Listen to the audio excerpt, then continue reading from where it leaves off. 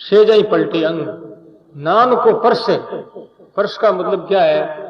नाम से ओत प्रोत हो जाए। पर्श ना छूना, उस विषय में प्रवेश करना, उस विषय में ओत प्रोत हो जाना, उस विषय में डुबकी लगा लेना, अपने आप को खो देना, उसे पर्शना कहते हैं। हम नाम जाप करते हैं, परसते नहीं। क्योंकि जैसे कि पार्श पार्श करते हैं, लेकिन पार्श को याद तो किया, परंतु जब तक पार्श लो से टच नहीं कर लेगी, स्पर्श नहीं हो जाएगा, तब तक वो सोना नहीं बनेगा। पर्श परसा जानिए, जो पलटे अंगो अंग, और अंगो अंग नहीं पलटे तो है झूठा संग। पूरा अंग परिवर्तन हो जाता। अंग का मतलब क्या है?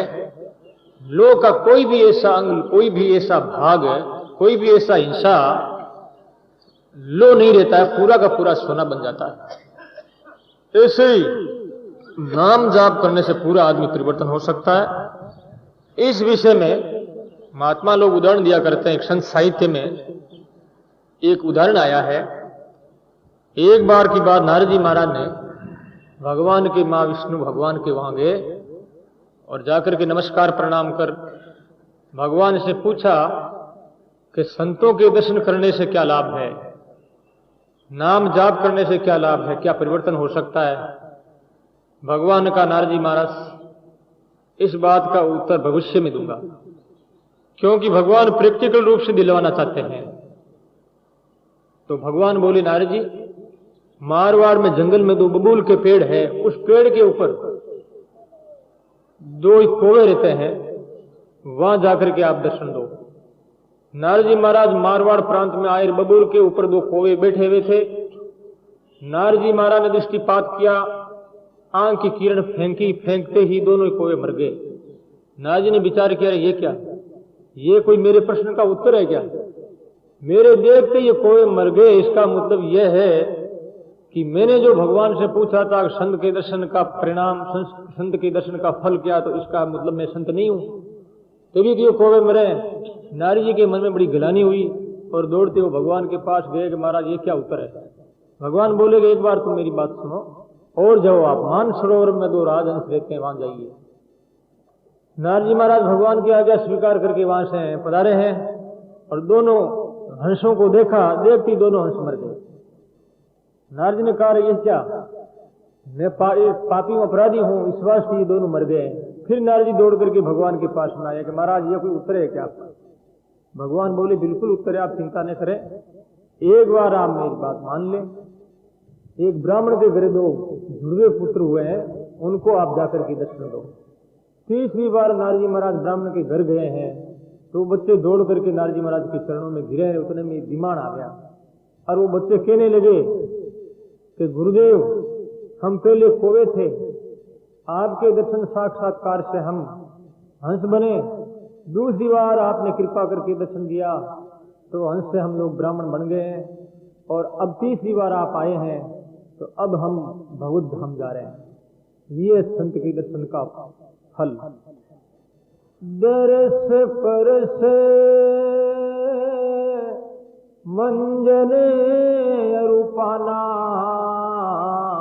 और हरे पाप के वेद पुराना। मजन फल पे किए तत्काला, प्रकाश हो ये पिक बक हुमराला। गोस्वामी महाराज कहते हैं, मजन फल पे किए तत्काला, संत महापुरुषों के दर्शन और नाम जाप का स्पर्श जो है उनका तत्काल फल मिलता है। काक होई पिक बके मराला, कोवे से जो है कोयल बन गए और कोयल से मुराल यानी जो है हंस बन गए। तो इस प्रकार से इस जाप में शक्ति की लो पलट कंचन भयार कर पार्श पोषण, दरिया पर से नाम को सेजा पलटे, सेजा स्वाभाविक अंग में परिवर्तन यानी जीवन में परिवर्तन आ जाता है। तो आचार्य श्री नाम जाप के बारे में, नाम जाप के महत्व के बारे में कह रहे हैं कि नाम जप में कितनी शक्ति है कि लोग सभी जो है अपने अपने इष्ट में राच रहे हैं, अपने इष्ट के प्रति झुकाव है, लगाव है।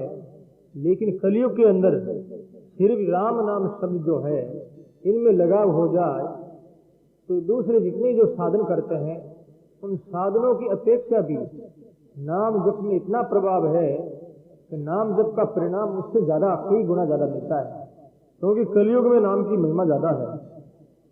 भगवान की अपेक्षा भी नाम की महिमा है।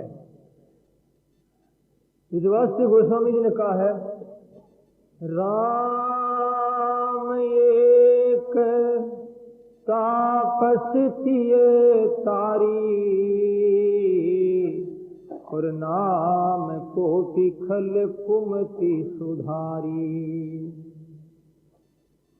भगवान राम ने तो एक शिला का तारा, शिला को उद्धार किया है, अहिल्या का कल्याण किया, लेकिन भगवान नाम ने अनंतानंत पापियों को पार किया है। इस वास्ते राम का नाम लेते हुए महाराज कहते हैं, और ऐसा ये शरीर मिला है, यदि वो ज्यादा राम राम करता है तो उनके पूरे शरीर में राम राम होने लग जाता है। तो महाराज जी कहते हैं, दरिया धिनेवे साधवा वे राम लिवला, राम नाम बिना जीव को,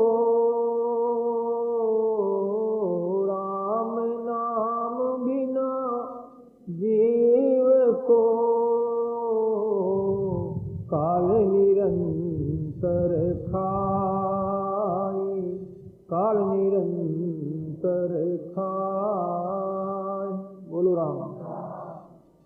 आचार्य श्री ऐसे साधकों को बहुत ही धन्य धन्य दिया है, धन्यवाद का आशीर्वाद दिया है कि भिन्न भिन्न वो साधवा रे राम लिवला। लिवलाय का मतलब है लगातार, जिसकी लिव लग जाती है वो टूटती नहीं। राम धन्या दिन में साधवा रे राम लिवलाय, राम नाम बिन जीव को काल निरंतर खाए। राम नाम के बिना जीव को काल खाता है, और धन्यवाद का पात्र वो है जो रात दिन जीव लाता है। इस वास्ते भगवान कहते हैं, अनन्य चेता सततम यो माम सम्मर्थ नित्यस्य तस्याम सुलभ पार्थ है नित्य युक्त योगी ने। अनन्य चित्त के द्वारा निरंतर लगातार मेरा जो स्मरण करता है, किस प्रकार से स्मरण करना चाहिए उसके लिए कहा है, जैसे श्वास सुनारी की देख सरी की फूं, ईशो भजन कर प्रेम के, ईशो भजन कर प्रेम के, मिल श्री राम अचूक, मिल श्री राम अचूक। महाराज सुनार का दृष्टांत दिया है, जैसे सार सुनार की दे एक सरी की फूंक। सुनार जो होता है लगातार फूंक देता है, पता नहीं किस प्रकार से उनका अभ्यास है, नाक से खींचता रहता है, और वो जो फूंक चलती रहती है 5-5 मिनट 10-10 मिनट तक लगातार दे सकता है। एक दिन सरी की फूंक दे रहे, ऐसी एक सरी का नाम जाप होता रहे। इसको भजन कर प्रेम दे। भजन का महत्व बताते हुए भजन के बारे में कह रहे हैं, भजन की ये महिमा है, भजन की ये परिभाषा है, इस प्रकार से तू भजन कर। जैसे सांस सुनार की सांस एक होती है, ऐसी एक ही तार तो परमात्मा को याद करता रहे। तो मिलती राम अचूक, यानी भगवान अचूक, यानी कोई चूक नहीं रहेगी, जरूर मिलेंगे, इसमें कोई संदेह की बात नहीं। महाराज जी कहते हैं ऐसे राम का नाम लेना चाहिए।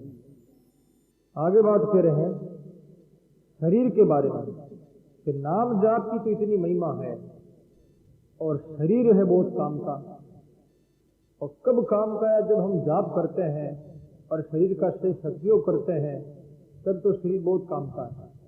और यदि इसका दुरुपयोग हो जाएगा तो यही शरीर जो है नरक और 84 में जाने का साधन बनेगा।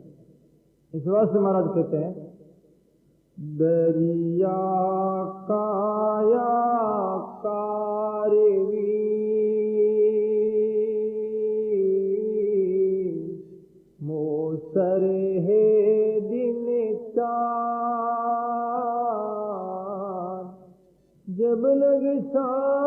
शरीर में जब लगे, सांस शरीर में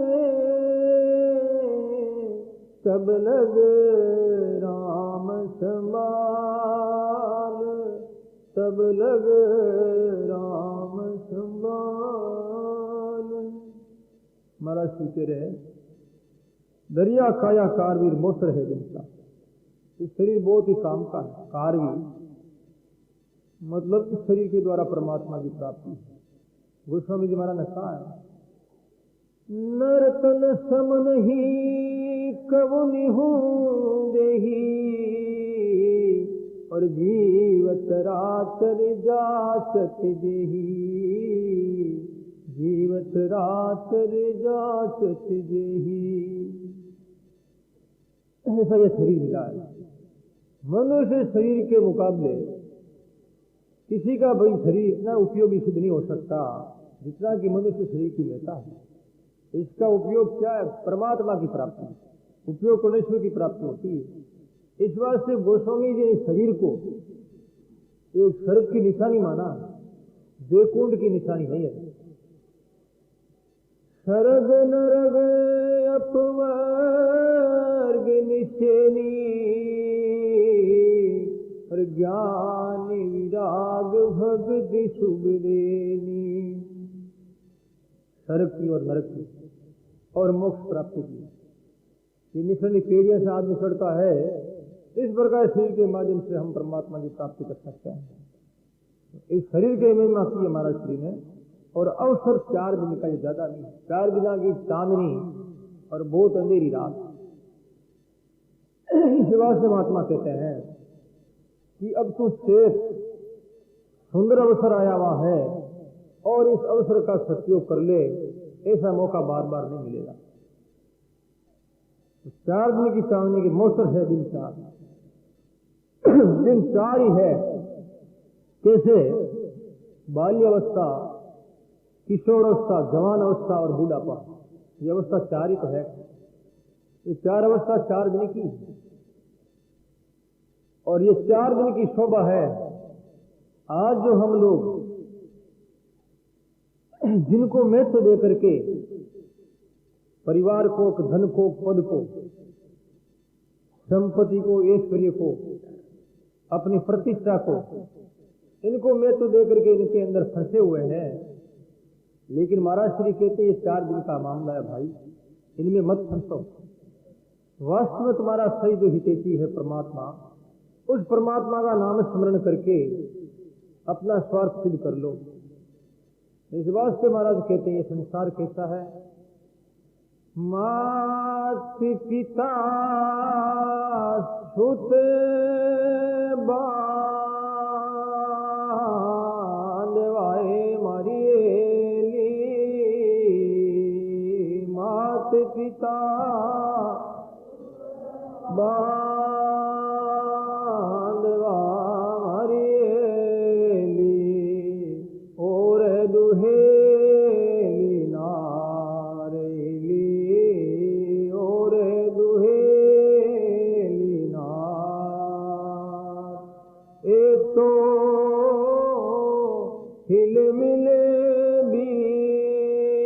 बिछड़े मारिएली, एक तो हिल मिले बिछड़े मारिएली, शोभा है दिन 4ली, शोभा है दिन 4। राम समेई मत छोड़िए मारिएली, राम समेई छोड़िए मारिएली, तन मन धन जल जाएली, तन मन धन जल जाए। बोलो राम। इस वास्ते ये संसार का जो है उधर फुधर ये 4 दिन की चांदनी बताई है। मात पिता सुध बांधवा मारी हेली, और दुएली ना। हिलमिल बिछ जाएंगे और ये 4 दिन की शोभा है। इस वास्ते महाराज श्री कहते हैं अवसर आया हुआ है और इसका उपयोग करना चाहिए। दरिया काया कारवीर मोसर है दिन चार, जब लग सांस शरीर में तब लग राम समा, जब तक सांस शरीर में तब तक राम राम करता है। राम राम करने वाले के जो स्वयं उनके इष्ट देवता राम है, वो राम उनके आधीन हो जाते हैं और उनके पीछे पीछे घूमते हैं। ज्यादा जो नाम जापक होता है, जगदीशपुरी में एक कोई माड़ियों की लड़की थी और वो जो है गोविंद गीत गाती, भगवान का जाप करती, खेत में काम करती, तो बैंगन पाड़ती थी। बैंगन में जैसे निनान का काम होता है, वो निनान का कार्य करती, तो भगवान उनके पीछे पीछे घूमते थे। पीछे पीछे घूमते भगवान के पीताम्बर में, भगवान के कपड़ों में वो कांटे लग गए थे। जगदीश के मंदिर में वहां का राजा दर्शन करने के लिए आया है, तो देखा कि भगवान के पीताम्बर में कांटे कैसे लगे हुए हैं। तो राजा ने पुजारी से कहा, रे पुजारी तो यह क्या सेवा करता है, भगवान के कपड़ों में कांटे लगे हुए हैं और ये बैंगन के कांटे कहां से आए। पुजारी ने कहा, साहब मेरे को तो मालूम नहीं, मैंने तो अच्छी प्रकार से देख करके भगवान को पोशाक पहनाई है, उनमें बिल्कुल कोई कांटा नहीं था, थोड़ा बहुत भी एक तिनका मात्र भी, फूंस मात्र भी नहीं था। पता नहीं ये कांटे कैसे आ जाते हैं, रात्रि में आ जाते हैं, कैसे आते हैं पता नहीं।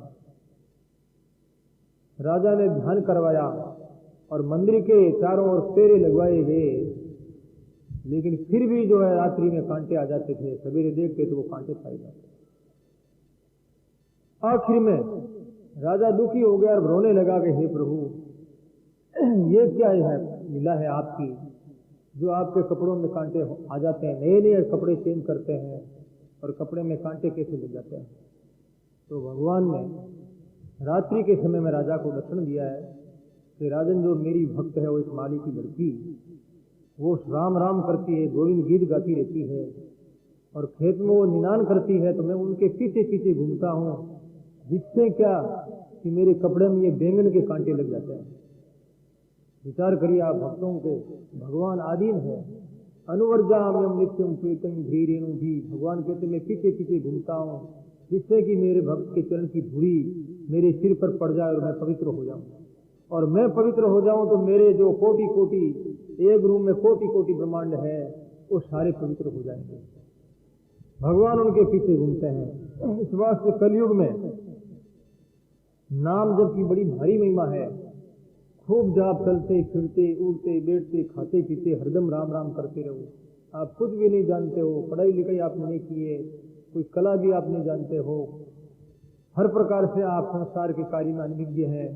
यदि परमात्मा का नाम जाप चालू हो जाता है और नाम में आपने अपना जीवन लगा दिया, बलिदान हो गए, तो आपने सब कुछ प्राप्त कर लिया।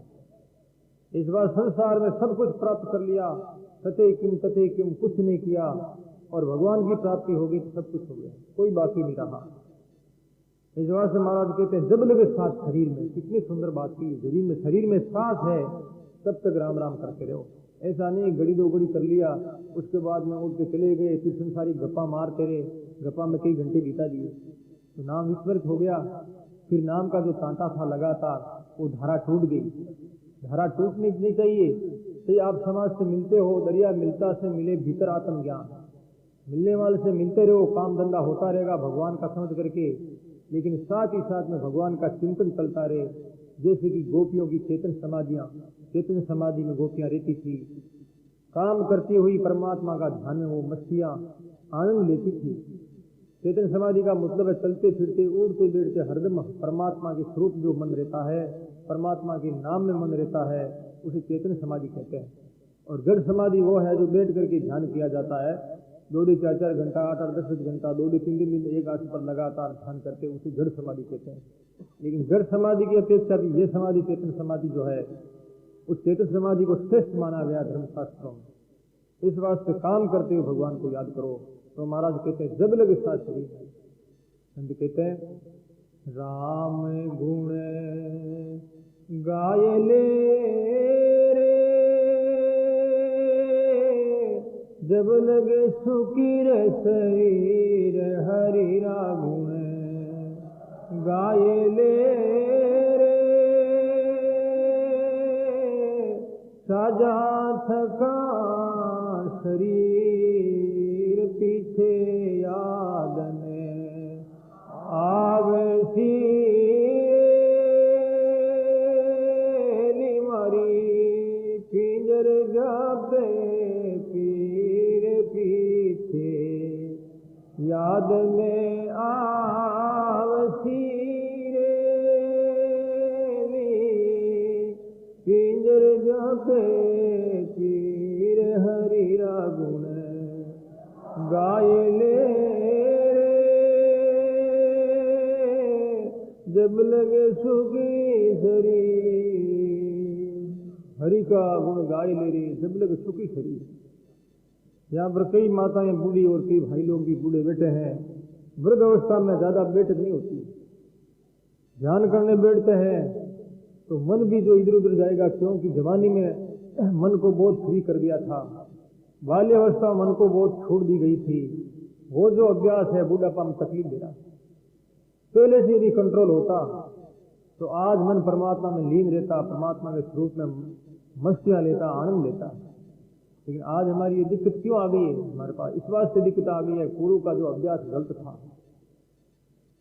प्रथम ये मन नहीं लगता है और बैठने की कोशिश भी करते हैं तो बराबर जो है बैठा नहीं जाता है। इन वास्ते जवानी में भजन करना चाहिए। तो महाराज जी कहते हैं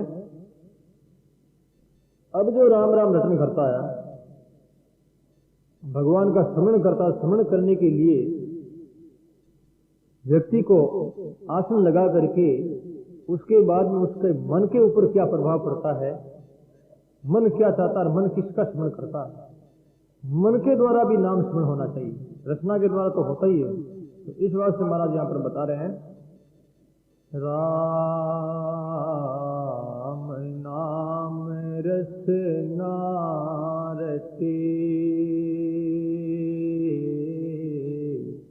भीतर सुमिरे मन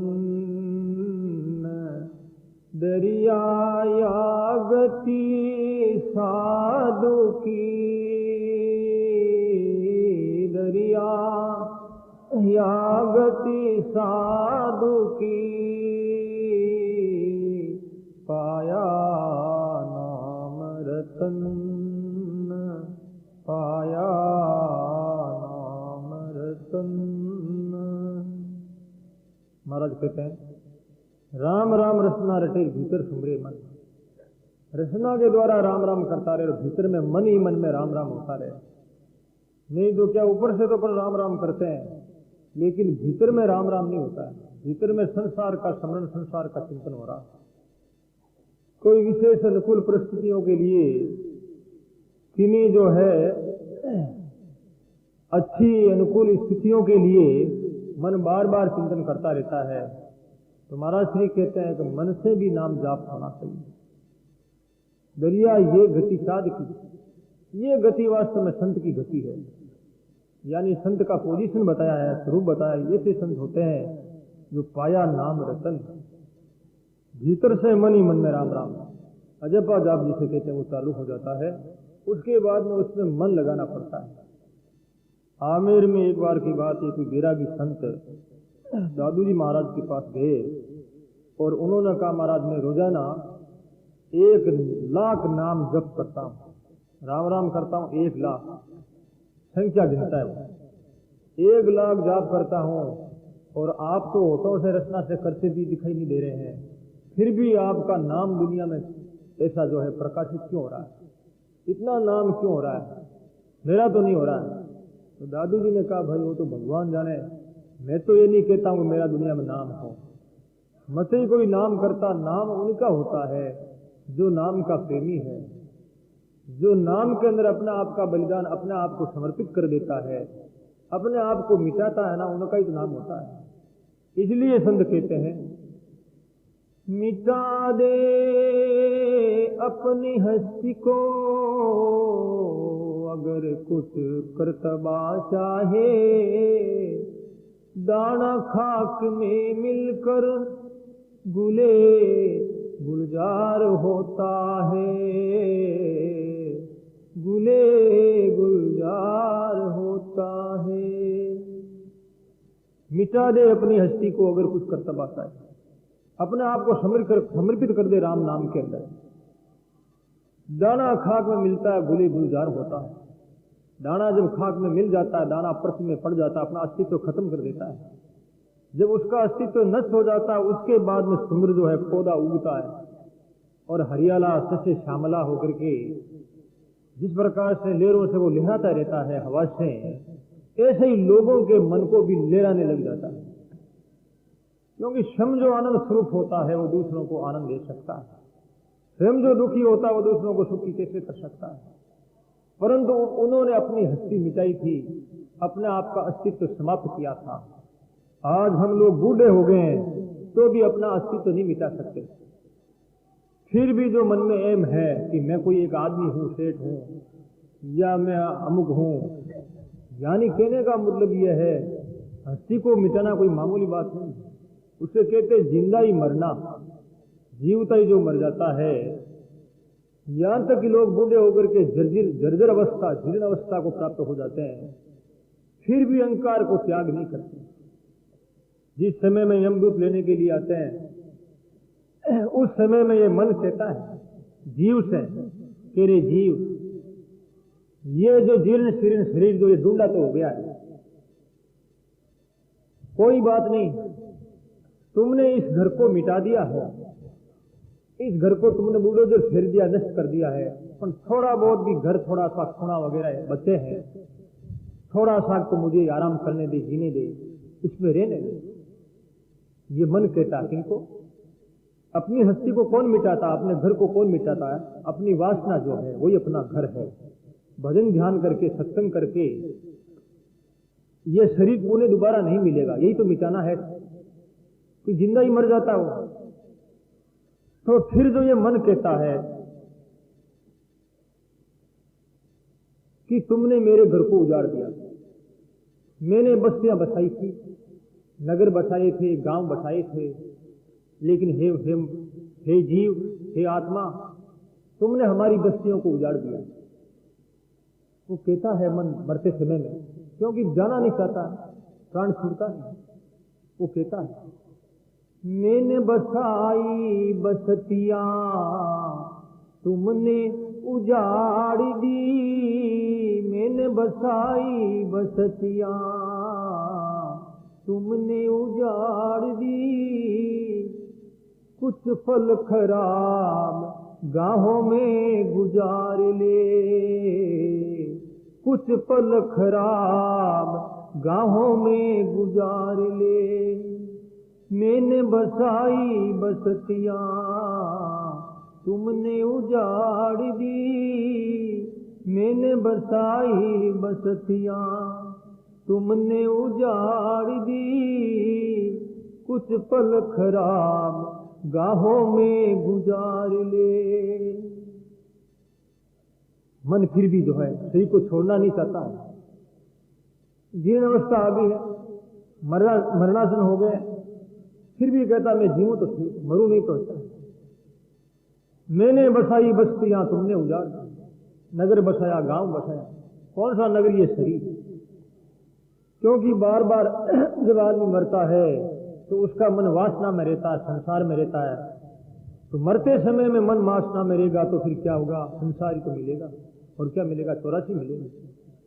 तो मन कहता है मैं बार बार बस्ती का निर्माण करता हूं, बार बार नगर बसाता हूं, गांवों को बसाता हूं, लेकिन तू उजाड़ रहा है आत्मा से। आत्मा कैसे उजाड़ता है? भजन ध्यान खत्म करना, यही जो है अपने घर को उजाड़ना है। ये घर ऐसा बार बार नहीं मिलेगा। परंतु फिर भी वो कहता है कुछ पल खराब गाहों में गुजार ले, कोई बात नहीं, थोड़ा पल तो मुझे रहने दे, खराब घरों में गुजार ले, झोपड़ियों में गुजार ले, लेकिन तुम मुझे त्याग मत कर। इन झोपड़ियों पर आग मत लगा। संत आग लगा देते हैं। संत कबीर ने अपने घर को आग लगाई थी। आग लगाना कोई मामूली बात है? घर को कौन आग लगाता है? आग लगाना तो बड़ा पाप है। पर संत कबीर ने आग लगा दी,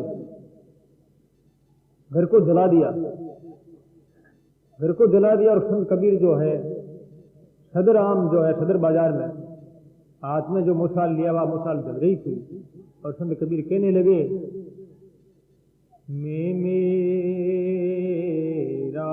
घर झालिया लिया पलीता और का भी जाल दो और को भी जाल दो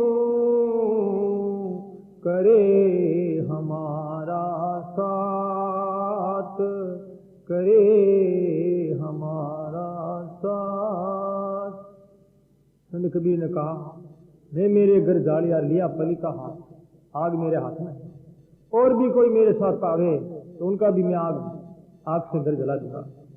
लोग डरने लगे, महाराज हाथ जोड़ते हैं आपसे, आप दूसरों का घर आग लगाते हो, कौन सा घर है भाई, ये घर नहीं, जो बड़ी बड़ी बिल्डिंग या आपकी झोपड़ियां ऐसे पंडाल वगैरह, ये घर नहीं। घर तो अपना वो है जो अपन ने स्वयं ने जो रचना की, निर्माण किया संकल्प के द्वारा, मन के द्वारा, जिसे वासना कहते हैं। वासना रूपी घर बनाया हम लोगों ने, क्योंकि जब तक वासना रहेगी, कारण शरीर रहेगा, तब तक जन्म और जो मृत्यु है ये चक्कर नहीं मिटेगा, पुण्य पुण्य बार बार जन्म और मरण होता ही रहेगा। ऐसा वो घर जलाते हैं। कोई मेरा साथ करे तो उनका भी घर जला दे। जब घर ही नहीं रहेगा तो फिर आत्मा का जन्म कैसे होगा भाई? शरीर सिर्फ शरीर को लेकर के ही जन्म होता है ना। वासना ही खत्म हो गई फिर जन्म नहीं होगा। इस वास्ते संत कबीर ने कहा कि मैं मेरा घर जालिया लिया पली का हाथ। तो सज्जनों, यहां पर आचार्य श्री कहते हैं कि राम का नाम जो रटता है और भीतर में मन स्मरण करता है, ये गति साधु की गति कब कि भीतर में मन कब स्मरण करेगा? जब अपने आप को मिटेगा। अब अपने आप को कौन मिटता है? जो वीर और मजबूत और महान है वही अपने को मैं मर जाऊंगा उनका क्या होगा याद नहीं करता है, वो तो बलिदान हो जाता है उसके लिए। ऐसे ही आदमी की ये बलिदान है। तो महाराज कहते हैं ऐसे राम राम करने से सारा काम ठीक होता है। तो आचार्य यहां पर बता रहे हैं, दरिया दूजे धर्म से संशय मिटे हन सो, राम नाम रटता रहे, राम नाम रटता रहे, सर्व धर्म का मूल, सर्व धर्म का मूल, वो सभी धर्म का मूल है। तो बात वो पीछे रह गई थी पूरी नहीं के पाया में, बीच में कोई दूसरा उदाहरण आ गया। तो बैरागी संत दादू जी महाराज के पास गए कि महाराज आपकी जगत में विख्यात हो रहे हैं और मैं 1 लाख नाम रोज जप करता हूं, फिर भी दुनिया में मेरा कोई भी नाम नहीं। दादू जी ने कहा भाई नाम अपने आप को जो मिटाता है, ये बात चली थी। तो दादू जी कह रहे हैं, अलख नाम अंतर के है, शबगट हरि हरि हो, दादू पानी लूण जो, नाम कहावे सो, नाम कहावे सो। अलख नाम अंतर रटे, भगवान का जो नाम है अंतर में जो रटता है, जैसे महाराज ने कहा भीतर सुमरे मन, और सब गट हरि हरि हो, सब जगह राम राम राम राम इस प्रकार की आवाज आने लग जाती है, क्योंकि अभ्यास पड़ जाता ना। आप देख लो, ज्यादा जो जाप करता है, कहीं मोटर आ रही है तो मोटर की आवाज आ रही है, तो मोटर की आवाज में ध्वनि निकलेगी राम राम करते हुए। जैसे पंखा चल रहा है सू सू की आवाज, तो जैसे मारा इस प्रकार की आवाज आएगी। घोड़े चल रहे थे, घोड़े की टापों में आवाज आएगी, क्योंकि ऐसा उसका अभ्यास हो जाता है। इस वास्ते महाराज कहते हैं कि अलग नाम अंतर करे, अंतर कर सब गट हरि हरि हो, दादू पानी लूण जो और नाम कहावे सो। महाराज ने कहा है जैसे नमक पानी में मिल जाता है और वो पानी रूप हो जाता है, पानी का फिर अलग अस्तित्व नहीं होता है, ऐसे ही साधक साधना करते करते जो साध्य में विलीन हो जाते हैं, वो साध्य स्वरूप हो जाते हैं, उसे कहते हैं नाम। राम राम किसे करना, इसका नाम है राम राम। तो लोग ऐसे तो राम राम बहुत करते हैं, ठग ठाकर और चोर, कहते हैं ना राम राम सब कोई करे, ठग ठाकर और चोर। बिना प्रेम रीते नागरनंद किशोर, बिना प्रेम के बिना भगवान रीझते नहीं है। इस वास्ते नाम लेने में अंतर, नाम लेने की विधि है, इसे ध्यान योग कहते हैं। किस प्रकार से लेना चाहिए, जिस प्रकार से लेना चाहिए वो विधि अपना करके यदि लिया जाए तो थोड़े ही महीनों में, थोड़े ही वर्षों में अजब जाप प्रारंभ हो जाता है। अजब जाप प्रारंभ हो जाता है, उनके संकल्प सिद्ध होने लग जाते हैं। फिर तो रग रग में राम राम होने जाता है, रोम रोम में राम राम की धुनी चालू हो जाती। दादू जी महाराज ने कहा भाई इस प्रकार से मैं राम राम करता हूं। उसके बाद में उस बैरागी संत ने दादू जी महाराज के चरणों में नमस्कार करके उनसे नाम राम के बारे में, विधि के बारे में पूछा, तो महाराज ने विधि बताई। फिर उन्होंने नाम जाप किया।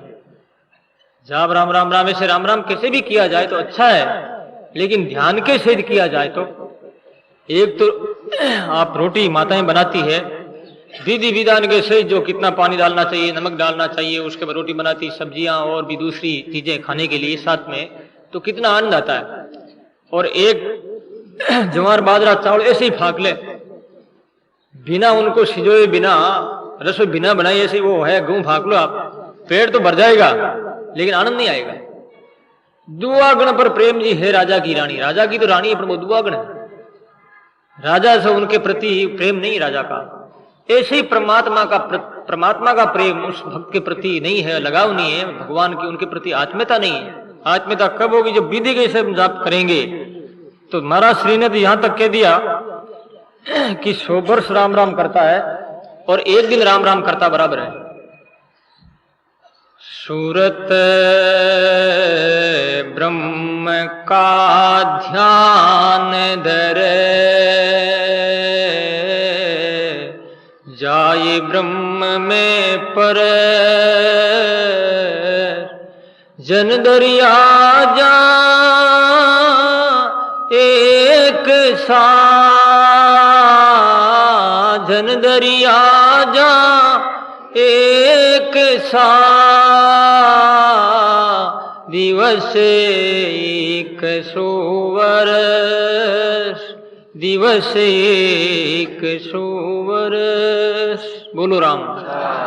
महाराज कहते हैं सुरत ब्रह्म का ध्यान अंदर जाए ब्रह्म में परस। सुरती जब ब्रह्म का ध्यान करती है, ध्यान करते करते सुरत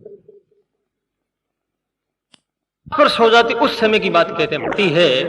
इधर अपन राम राम करते 100 वर्ष तक राम राम राम राम 100 वर्ष किया, उधर जो ब्रह्म सुरत मिल जाती है वो एक दिन। 100 वर्ष में आदमी जो है प्रयास करते करते लखपति होता है, वो एक दिन में हो जाता है। ऐसे 100 वर्ष राम राम करना पड़ेगा, ऐसे एक दिन का ही काम विधि के सिद्ध करता है। इस वास्ते आचार्य श्री ने यहां पर बताया कि भीतर सुमरे मन, भीतर में मन स्मरण करता है तो वास्तव में सही आपका भजन है। तो अब समय हो गया है इतना ही महत्व के बारे में। आचार्य श्री बड़ी सुंदर ढंग से राम स्वरूप नाद ब्रह्म को अंकित किया है, लिखा है और संवारा है। महाराज श्री नाम जाप के बारे में कहते हैं कि राम का महत्व तो है, लेकिन जब तक हम लोगों ने संसार के महत्व को अपने हृदय में स्थान दिया है तो ये राम का महत्व हमारा स्थान में महत्ता को प्राप्त नहीं होगा। यानी बीज तो बो दिया है, लेकिन उसके बाद में ऊपर वर्षा नहीं होगी आपकी प्रेम रूपी साधना रूपी, तो वर्षा के बिना वो बीज जमीन में से निकल करके अंकुरित होकर पुष्पित फलवित नहीं होगा। इस वास्ते नाम जप का महत्व है, लेकिन ये महत्व कब है? जबकि हमने अपने हृदय से संसार के महत्व को निकाल दिया है।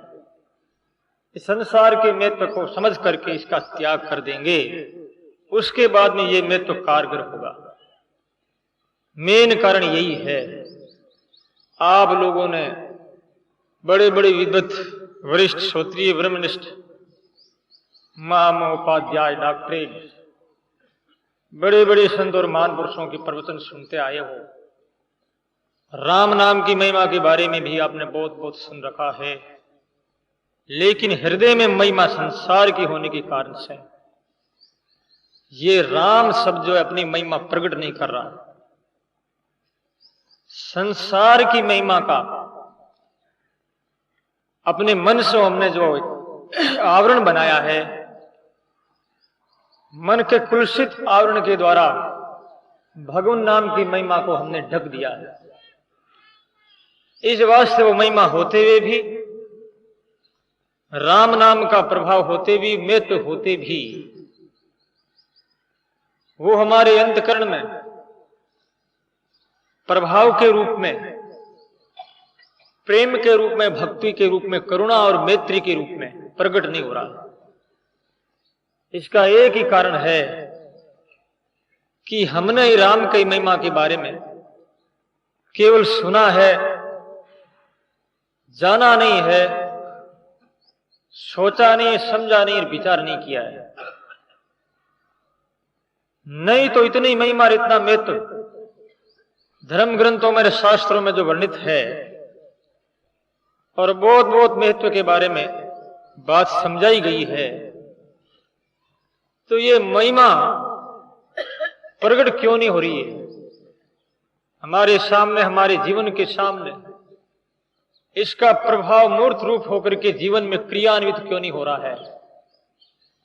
यदि इसका महत्व जीवन में क्रियान्वित हो जाता तो हम आज एक विशेष आध्यात्मिक शांति का अनुभव करते। लेकिन आध्यात्मिक शांति का अनुभव नहीं होने के कारण से आज नाम की महिमा सुनते हुए भी, नाम के विषय में बहुत बहुत बातें करते हुए भी और सोचते हुए भी चिंताग्रस्त है। जैसे कि एक पानी की मछली होती है और वो पानी में रहते हुए भी वो प्यासी है।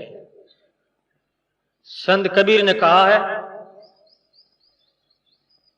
पानी के माही मीन पिहासी, पानी के माही मीन पिहासी, मोहि देखत आवे, मोहि देखत आवे हंसी, पानी के माई मीन पिहासी, पानी के माई मीन पिहासी। पानी में मीन पियासी, अंदर आनंद का स्रोत उमड़ रहा है। नाम अपनी महिमा प्रकट करने के लिए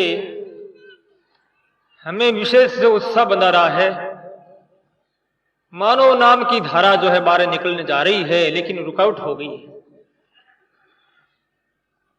इस वास्ते संत कबीर ने कहा कि मुझे आश्चर्य हो रहा है।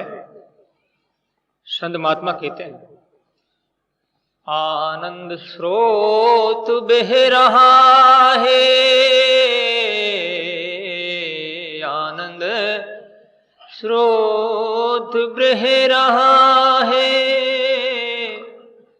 मोहि तिरज आवे, आनंद स्रोत बह रहा है,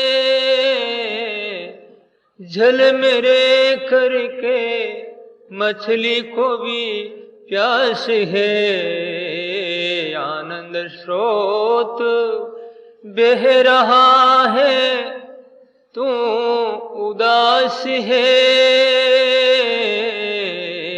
आनंद स्रोत बह रहा है, तू उदास है,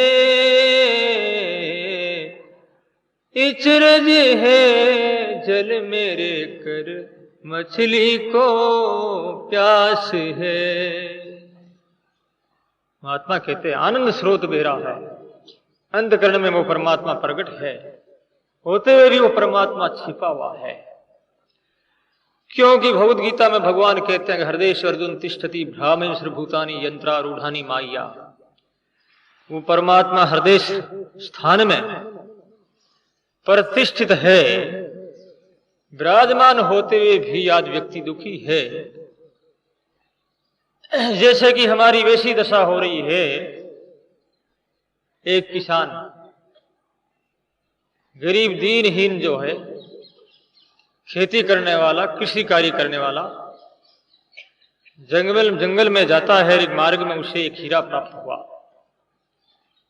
उसने देखा कि वो बड़ा चमकीला सुंदर हीरा है और उसको लेकर के वो घर पर आया और अपने स्त्री को दिया है कि सुंदर खिलौना जैसा लग रहा है, चमचम कर रहा है, सूर्य की जैसे कोई इसमें किरणें एक निकल रही है।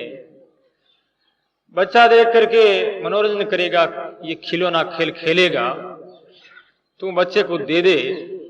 उसकी धर्मपत्नी ने बच्चे को दे दिया गया। अब बच्चा उसको खिलौने के रूप में उससे मनोरंजन कर रहा, खेल खेल रहा है, नाटक कर रहा है। एक दिन वो हीरे को लेकर के घर के बाहर खेल रहा था, इतने में कोई सेठ आया। सेठ ने देखा कि ये हीरा तो 100 कैरेट का हीरा है, ये बहुत ही कीमती और बेकीमत है। हीरा कहां से आ गया इस गरीब दीनहीन जो इस टूटी फूटी झोंपड़ी में रहने वाले व्यक्तियों के पास में, ये नग कहां से आया? लेकिन सेठ ने सोचा है कि हो सकता है कोई भूल में इनको कोई प्राप्त हो गया होगा या कैसे भी प्राप्त हुआ है, लेकिन ये हीरा है और इसने कीमत नहीं की है, इस कारण से ये दीनहीन और दुखी है। इस वास्ते वो है सेठ हीरे की ओर निगाह करता हुआ पास ही में उसकी बच्चे की मां जो है बर्तन मार्जन कर रही थी, उससे कहा कि गृहिणी देवी, ये खिलौना कहां से आया है? इस खिलौना पर मेरा मन अटका हुआ, तो खिलौना दे दे और 2 रुपया ले ले। उसने विचार किया, पत्थर का खिलौना हीरा 2 रुपये सेठ दे रहा है, इससे मालूम होता यह पत्थर नहीं हो सकता, कोई और दूसरा रत्न हो। वो स्त्री होशियार थी। इस वास्ते उसने कह दिया कि सेठ साहब 2 रुपये से आपके बच्चा मनोरंजन करता है तो हमारी भी बच्चा है, हमारा भी एक हृदय है, भावुकता है, हमारी भी बच्चों के प्रति आत्मीयता है, हम भी बच्चे वाले हैं। इस वास्ते आपका बच्चा खेल जानता है तो हमारा भी बच्चा खेल जानता होगा, ये हम नहीं दे सकते। ऐसे कहकर के वो हीरे को अपने बच्चे से लेकर के और बच्चे को लेकर के भी घर अंदर चली जाती है। सेठ घर के अंदर घुसता है और घर के मालिक से, किसान से कहता, रे किसान, ये पत्र तुम मुझे दे दे, कितना रुपया लेगा? स्त्री ने इशारा से कह दिया कि आपको बोलना नहीं, और यदि बोलना है तो नकारात्मक उत्तर देना है कि नहीं देना है, ऐसा मत बोलना, हां मत भरना। क्योंकि वो होशियार थी गृहिणी, इसलिए उसने ऐसा कह दिया। सेठ ने कहा रुपया 5 ले ले, तो उसने ना कर दिया। बोले कि रुपया 50 ले ले, 100 ले ले, तो भी वो ना करता गया। उसके बाद में करते करते 1000 रुपये की कीमत जो है चढ़ा दी गई। फिर भी कह दिया गया नहीं, करते करते 50,000 कह दिया, तो उसने नकारात्मक उत्तर दिया। तो सेठ दौड़ करके बाहर चला जाता है कि देखता क्या तेरा हीरा, कुछ नहीं है, पत्थर है। भाग गया सेठ। फिर सेठ वापिस आया, शायद दे दे। कह रहे भैया ये 75,000 ले ले और ये कंकर मुझे दे दे, कि नहीं दिया जा सकता। उसके बाद में 1 लाख रुपए की बोली लगा दी गई है, फिर भी उसने नहीं दिया। तो फिर वो सेठ अपने घर चला जाता है। उसकी वाइफ ने कहा, पतिदेव, इस पत्र को लेकर के जौहरी की बाजार, जौहरी की दुकान में आप जाएं और इसकी कीमत क्या है, इस विषय में आप बड़े जोहरी से पूछताछ करें। वो किसान उस पत्र को लेकर के गया है बड़े जौहरी के पास में और उस पत्र को दिखाया।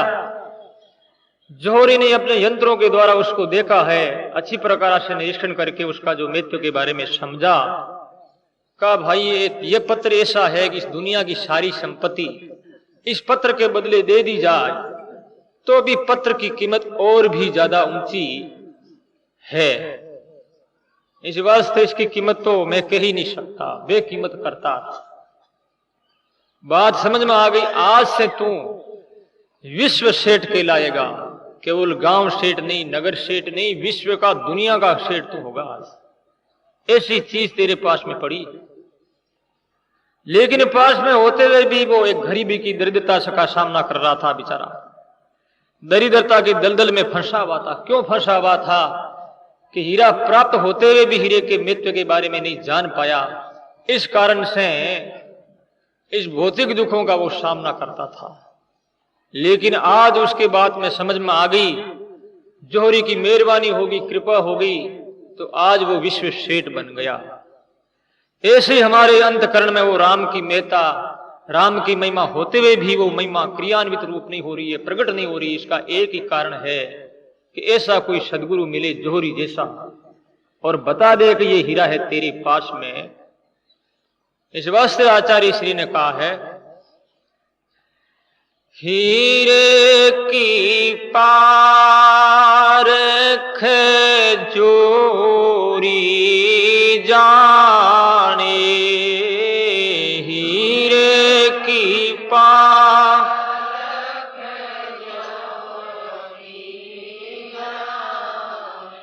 मूर्ख निरख के काजो बखाने, मूर्ख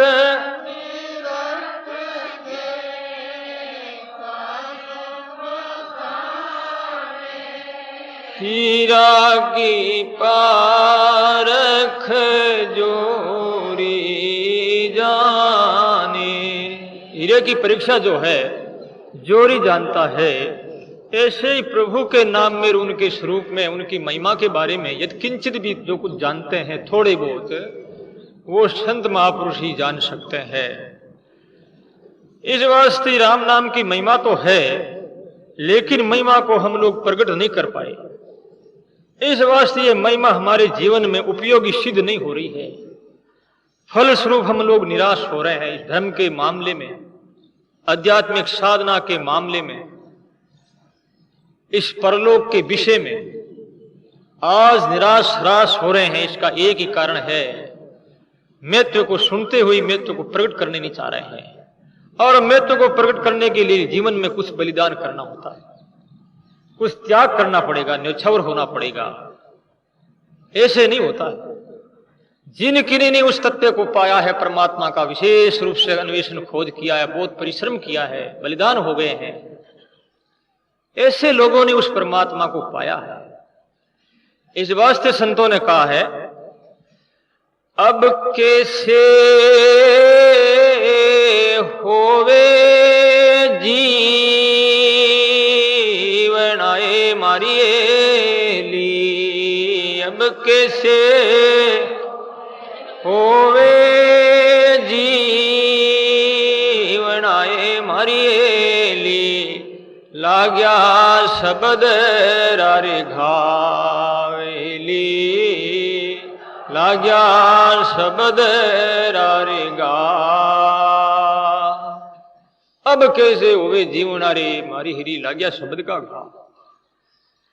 सदनों ऐसे उन्होंने साधना की है, इस जीवन को, इस शरीर को और प्रभु से प्राप्त इस व्यवस्था को उन्होंने प्रभु की समझी।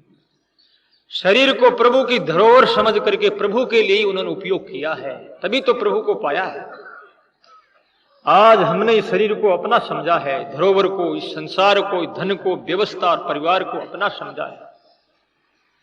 जो अपनी मानेगा उसके लिए वो सुरक्षा के लिए कोशिश करेगा, सुरक्षा के लिए कोशिश करेगा तो उसके लिए कई प्रकार के बाहरी साधनों की आवश्यकता होगी और उसके लिए उसे चिंता होगी। फलस्वरूप न तो वो सुरक्षा कर पाएगा और न वो बाहरी साधन जुटा पाएगा और न ही वो अमर बन सकता है, उनकी नई कोई सेफ्टी भी हो सकती है, क्योंकि आखिर वो जाएगा। इस वास्ते महाराज श्री ने यहां पर बताया है, लक 84 भुगत कर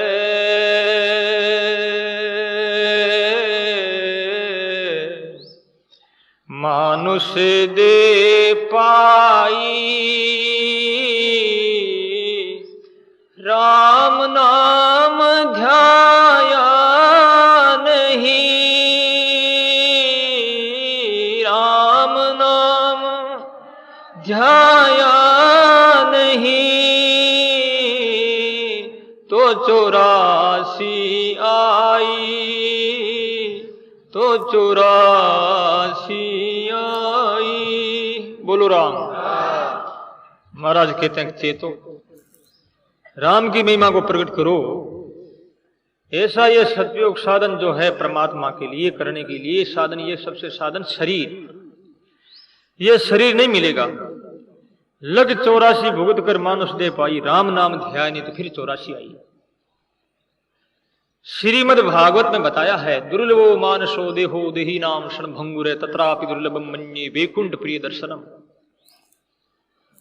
बड़ा मुश्किल से ये शरीर मिला है। भगवान राम के गीता में भगवान राम ने जो गाया है, बड़े भागी मानुष तनु पावा, और सुर दुर्लभ सद ग्रंथन गावा, सुर दुर्लभ सद ग्रंथन गावा। बड़े भागी से आचार्य श्री राम नाम की महिमा करते हुए भाग्य के बारे में कह रहे हैं, तुम्हारा भाग्य कितना सुंदर है। जन्मांतरे भवेत पुण्यम तदा भागवतम लभेत। करोड़ जन्मों के पुण्य उदय होते हैं, तब जाकर के सत्संग सुनने का सुंदर अवसर प्राप्त होता है। इस वास्ते मानुष दे पाई, बड़े भाग मानुष तन पावा। सुर दुर्लभ देवताओं को दुर्लभ। श्रीमद् भागवत में खगोल और भूगोल का जो वर्णन है, वहां पर भारतवर्ष की महिमा के बारे में देवता ने जो गाया है, सुखदेव जी महाराज ने कहा है कि भारतवर्ष में जन्म लेने वाले भगवान के लाडले सपूत होते हैं, और उससे भी ज्यादा लाडले कौन होते हैं? जो संतों के चरणों में आ गए, संतों के शरण में आ गए। और उनसे भी प्यारे कौन है? जो संतों की बात स्वीकार करके साधना में लग चुके हैं। और उनसे भी अच्छे कौन है साधना करके जिन्होंने परमात्मा को प्राप्त कर लिया है। ये भारत की महिमा है। भारत एक साधन भूमि, कर्म भूमि, पुण्य भूमि है। और जितने जो दूसरे देश है वो भोग भूमि है और क्षय भूमि है, क्योंकि वहां कर्मों का भोग किया जाता है। भोगे रोग भयम, भोग जो होता है रोग का भय रहता है। इस वास्ते मनुष्य शरीर की महिमा करते हुए आचार्य श्री यहां पर जो बता रहे हैं कि लग 84 भुगत करके मनुष्य शरीर मुश्किल से मिला है।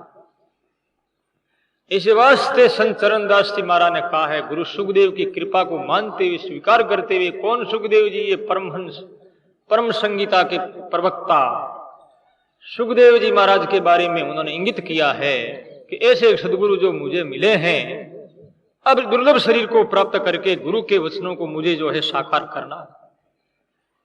उसके लिए उन्होंने कहा है, गुरु सुख दे कृपा करिए मारिए ली, गुरु सुख दे कृपा करी मरिएली, लखिया चरण दासली, लखिया चरण दास। मिनख जन में मेंगो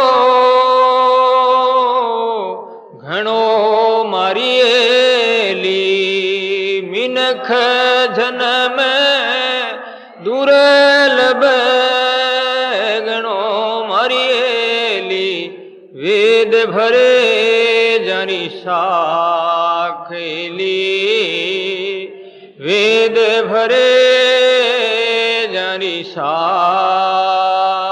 बोलो राम। तो संत चरणदास ने सदगुरु जो सुखदेव जी महाराज के प्रार्थना करते हुए गुरु महाराज की जो है आज्ञा में रहते हुए उन कृतज्ञता प्रकट करते हुए कहते हैं, गुरु सुखदेव कृपा करी मारी हिली, लखिया चरणदास। मैं लख गया। क्यों लग गया? मिनक जन्म दुर्लभ गणो, इसलिए लखा। तो सदगुरु की श्रेणी में कोई बिरले ही समझ सकते हैं।